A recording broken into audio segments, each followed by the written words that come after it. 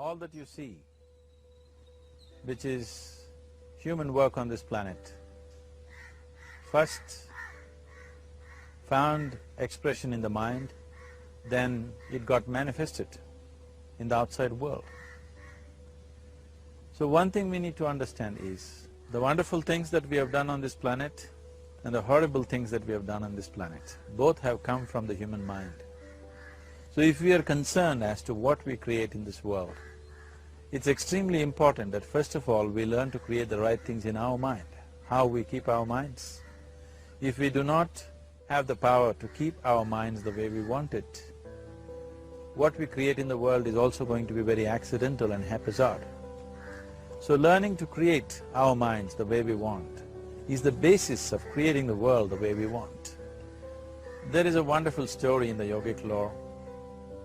On a certain day, a man took a walk. He went for a long walk. Accidentally, unawares, he walked into paradise. Fortunate, isn't he? He just took a walk and he landed up in paradise. After this long walk, he felt little tired. So he thought, oh, I'm tired, I wish I could rest somewhere. He looked around, there was a nice tree, underneath which there was very cushiony grass. So it was inviting. He went and put his head down there and slept. After a few hours he woke up, well rested, and he thought, oh, I'm well rested, but I'm feeling hungry, I wish I had something to eat. And he thought about all the nice things that he ever wanted to eat in his life. And instantly, all those things appeared in front of him. You need to understand, there the service is like that. Hungry people don't ask questions. Food came and he ate. Stomach became full. Then he thought, oh, my stomach is full, I wish I had something to drink.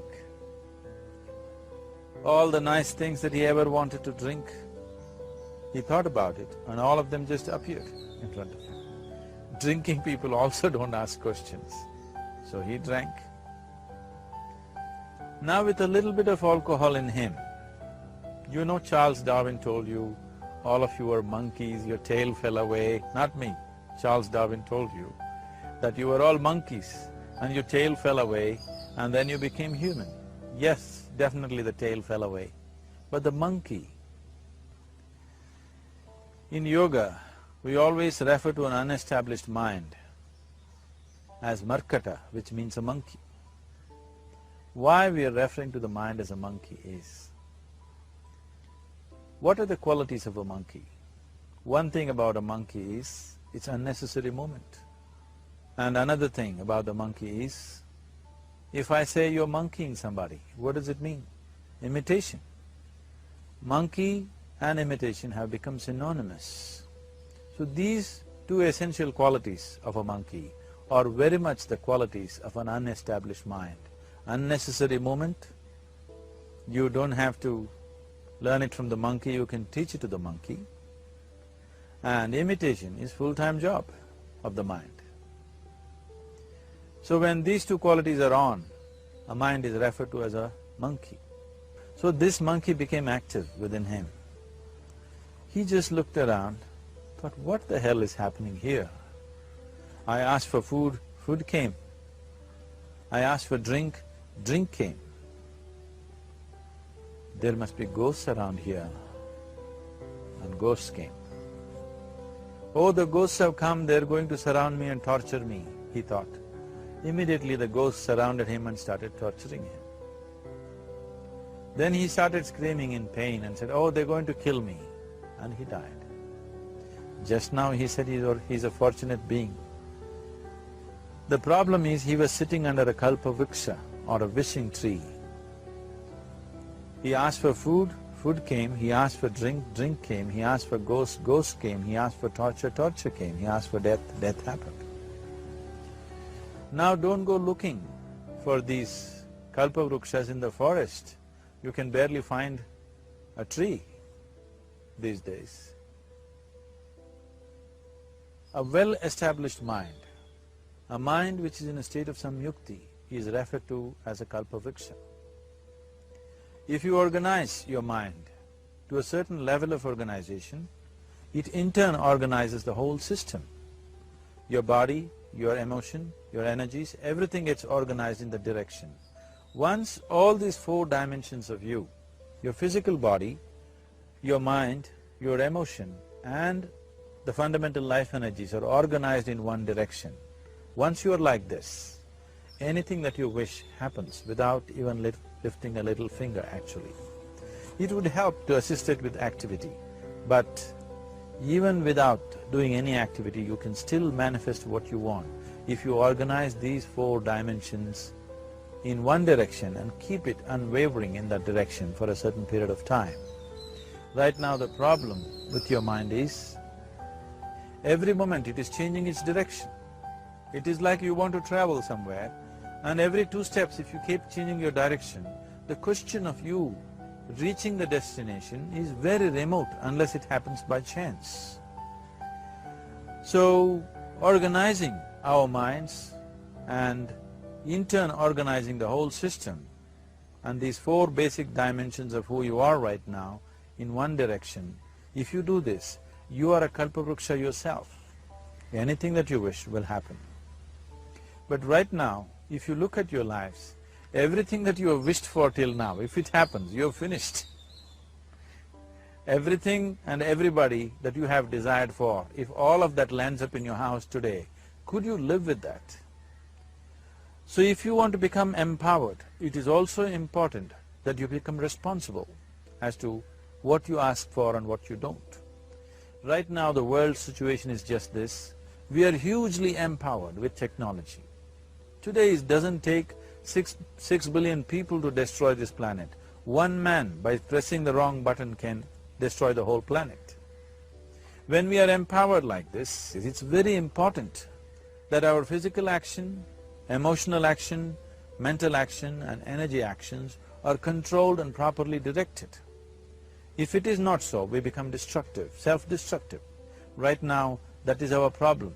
The technology, which is supposed to make our life beautiful and easy, has become the source of all the problem, that we are destroying the very basis of our life, which is the planet. So what should have been a boon, we are making a curse out of it. What has brought incredible levels of comfort and convenience to us in the last 100 years or so, has also become a threat to our life simply because we are not conscious action, we are in a compulsive state of action. So organizing our minds fundamentally means moving from a compulsive state of activity to a conscious state of activity.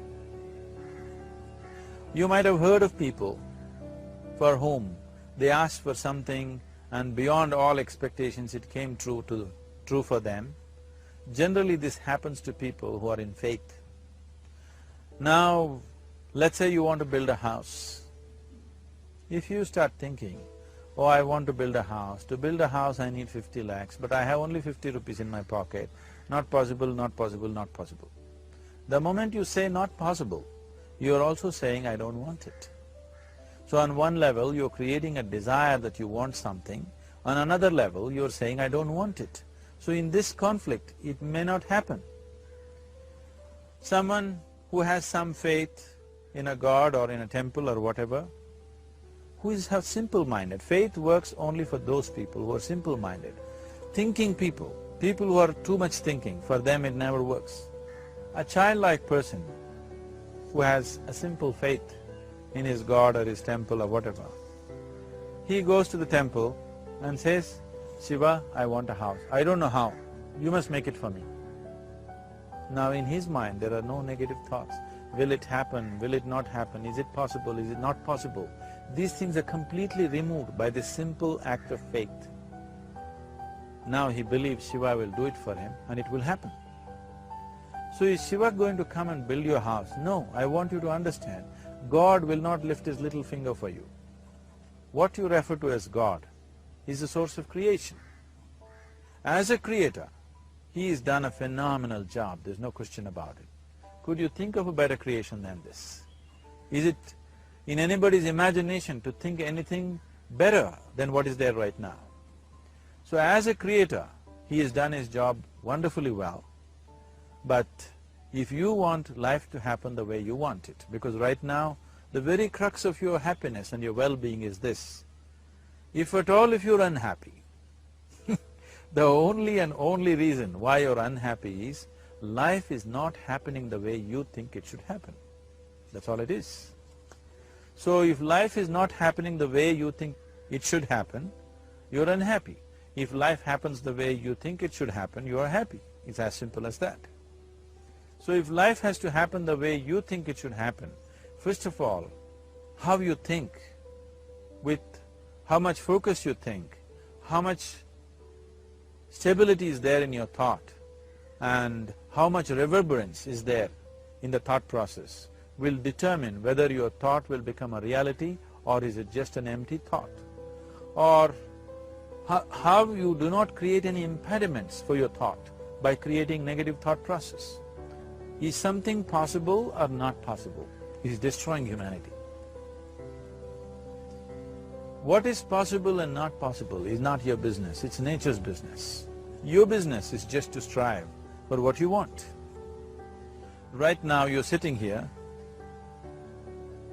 If I ask you two simple questions, I want you to just look at this and answer this. Right now from where you're sitting, can you just fly off? You say no? Right now from where you're sitting, can you get up and walk? You'll say yes. What is the basis of this? Why you say no to flying and yes to walking? Because past experience of life, many times you've gotten up and walked, never did you fly off. Or in other words, you're using the past experience of life as a basis for deciding whether something is possible or not possible. Or in other words, you have decided that what has not happened till now cannot happen in your life in future. This is a disgrace to humanity and the human spirit. What has not happened till now on this planet can happen tomorrow. Human beings are capable of making it happen tomorrow. So what is possible and what is not possible is not your business. That is nature's business. Nature will decide that. You just see what is it that you really want and strive for that. And if your thought is created in a powerful way, without any negativity, without any negative thoughts bringing down the intensity of the thought process, it will definitely manifest. The whole existence today, modern science is proving, is just a reverberation of energy. It is a vibration. Similarly, your thought is also a vibration. If you generate a powerful thought and let it out, it will always manifest itself. So generally, people are using faith as a means to remove the negative thought. Today, once you have become thinking human beings, your faith is not too deep. It doesn't matter how much faith you think you have, somewhere doubts always crop up.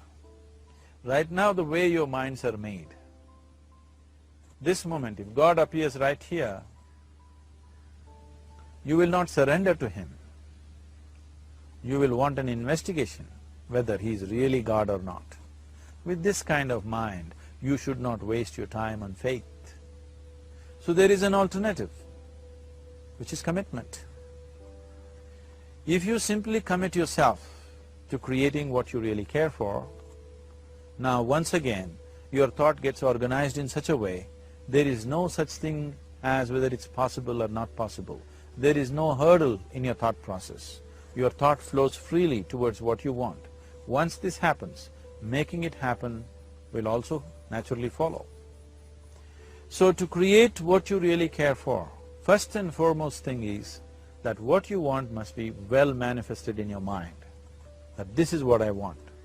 Is that what you really want? You must look at it, because any number of things in your life you have thought, this is it. The moment you reach there, you realize that's not it, it's the next one and the next one and the next one. So what is it that one really wants is one thing. First of all, we must explore. Once that is clear, and we are committed to creating it, now there is a continuous process of thought in that direction. Once you can maintain a steady stream of thought without changing direction, definitely this is going to happen in your life, or it will definitely manifest as a reality in your life. So, either you make this human form into a kalpa vriksha, or you make it into one big mess, which is happening all over. One reason why we have not created the kind of world that all of us would want to live in is, too many people are busy looking up. Too many people are interested in other planets. They are not interested in this planet. For every aspect of their life, they're checking out with other planets. And further, too many people are in service of heaven. They're not on service of this earth. I think right now we need people who are in service of this earth, not heaven. I believe if heaven is closer to divine than where we are, if that is so, I believe they're a little more organized than us, they don't need help from us. This has been a major problem on the planet. Anything that is valuable for a human being, anything that is good, the highest aspects of human life have unfortunately been exported to heaven. For example, if you say love, people say God is loving. We do not know whether God is loving or not. Human beings are capable of love. It is very, very important that people understand human beings are capable of love, human beings are capable of compassion, human beings are capable of joy and blissfulness. All the good things that are possible for a human being, unfortunately have been exported to heaven.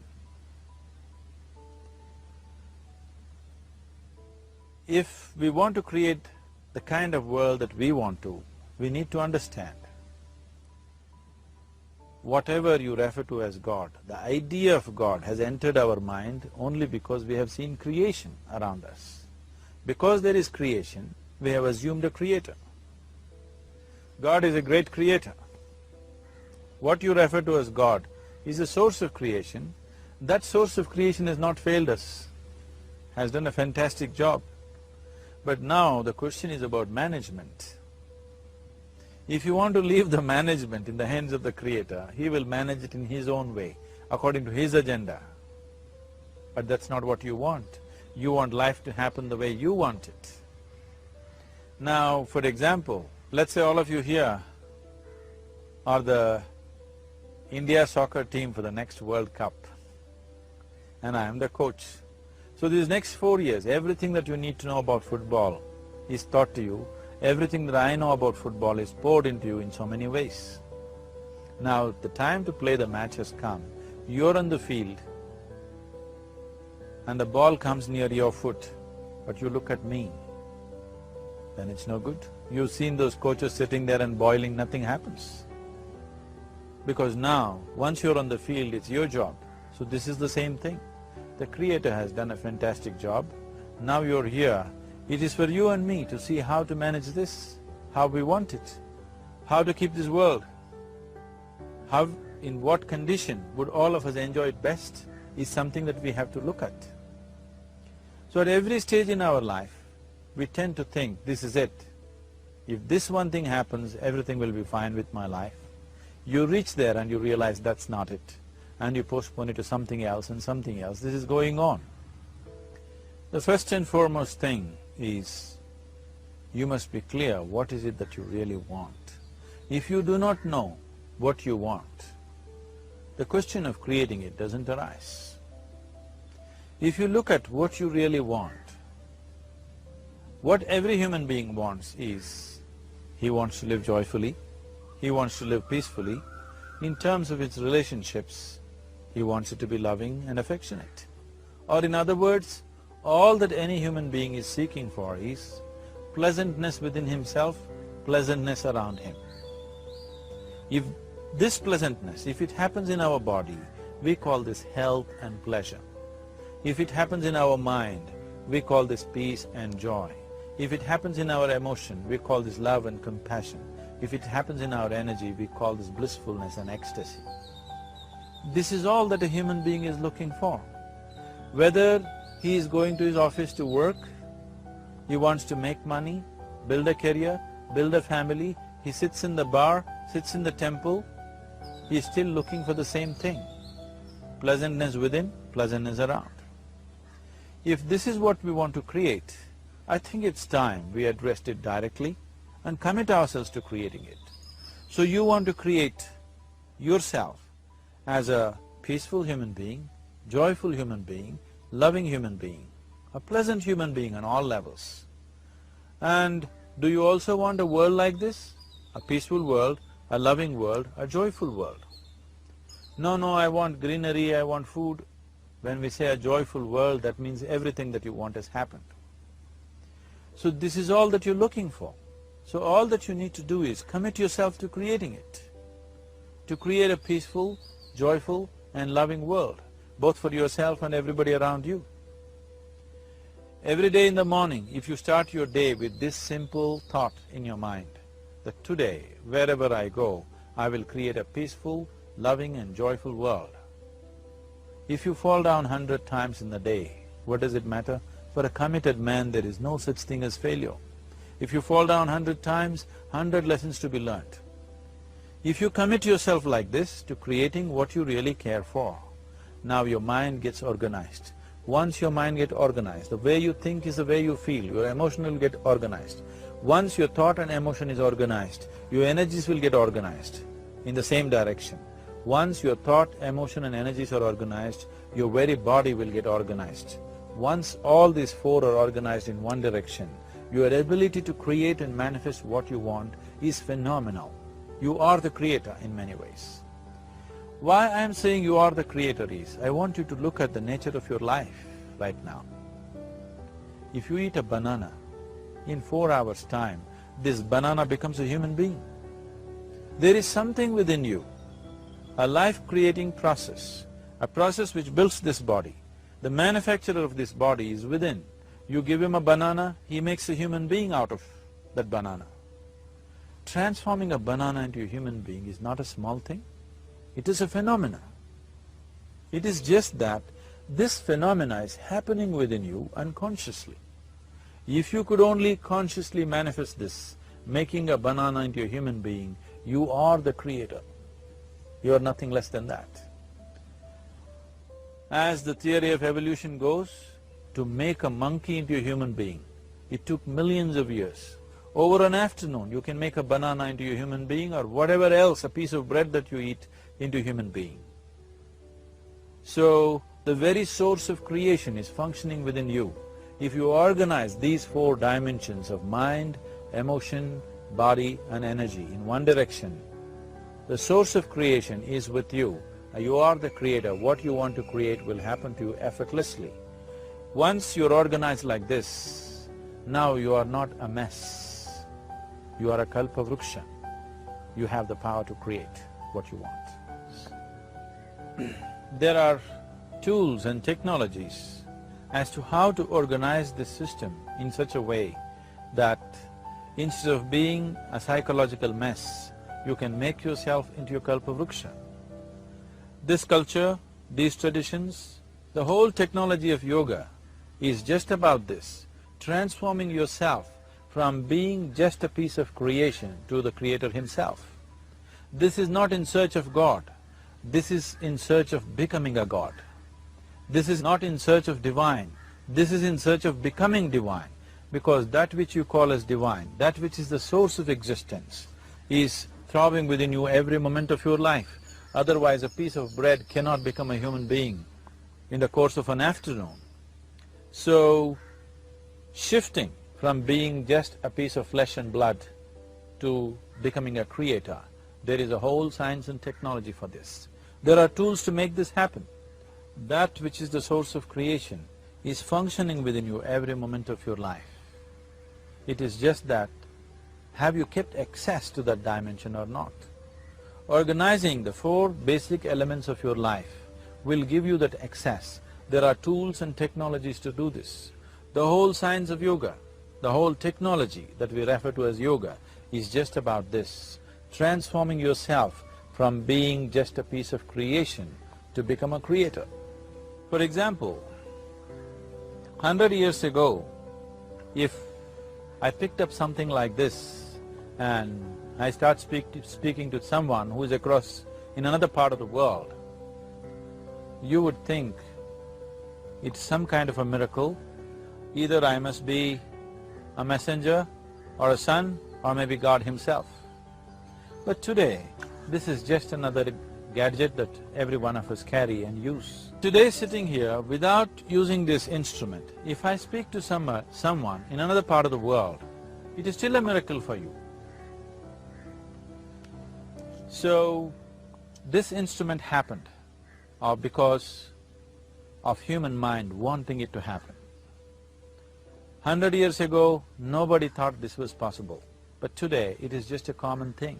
Similarly, many things which are not in our perception yet can be brought into our perception, and our ability to create our lives can be greatly enhanced. So the first and foremost thing is to organize the mind and to organize your emotions, body and energy in that line. Once this happens, you are in touch with the fundamental life-creating process within you. Once you are in touch with it, once you are in excess of that power, you have the power to create. You have the power to create your life and your surroundings the way you want it. Because we have lost our power to create, we are making a mess out of ourselves and the world around us. If we operated as the true creator, as it is operating within us, creating this body for us, if we could create our lives with the same sense of organization and sense of purpose, this world and the human being would be in a completely different state. It is my wish and my blessing that every human being in this world should have this access to the source of creation within himself, so that he can function here as a creator, not just as a piece of creation.